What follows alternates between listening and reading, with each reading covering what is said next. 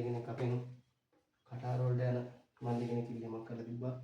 එයාට heart tennis bat එකක් හදලා දෙන්න කියලා. ඒක MRI බැට් එකක්. ඉතින් අපි මේ බැට් එක නිර්මාණය කරා. මේක හොඳ යට මේ යාල කාපට් එක ගහන ඉඳන් අපි යටට ග්ලූ එක දාලා යට හදලා තියෙනවා. ඒ වගේම මේක පොඩ්ඩක් සහැල්ලු පන්දු පිත්තක් නිර්මාණය කරන ලීකට වඩා තද ලීකින් තමයි අපි මේක හදන්නේ. ඒ වගේම අපි හැන්ඩල් එකට පාවිච්චි කරනවා කේන් එහෙම නැත්නම් වේවැල් මේක අපි විසින් නිර්මාණය කරන හැන්ඩල් එකක්. ඉතින් මේක ලේයර් දෙකකට හදපු හැන්ඩල් එකක්.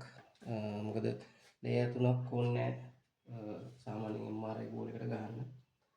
ඉතින් මේකේ ගොඩක් වෙලාවට අපි බලන්නේ හැන්ඩල් එකේ සහ මෙතන පන්දු වදින තැන හොඳට තදට දෙන්න. මොකද MRI බෝලේ එහෙම නැත්නම් හાર્ට් ටෙනිස් බෝලේ චුට්ටක් සෑහළු පන්දුට වඩා ඉක්මනට එනවා. ඒ කියන්නේ වේගය වැඩි පන්දු පිටතට එන ඒ හින්දා මේකේ හයිය සෑහළු පන්දු පිටතට වඩා තියෙන්න ඕනේ.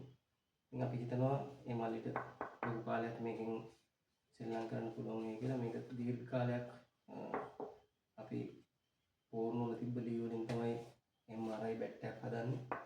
මේක චුට්ටක් බරෙන් වැඩි බැට් එකක්. සාමාන්‍යයෙන් ග්‍රෑම් 900කට ආසන්න බරක් තියෙන බැට් එකක්. මේක ග්‍රිප් එක නැතුව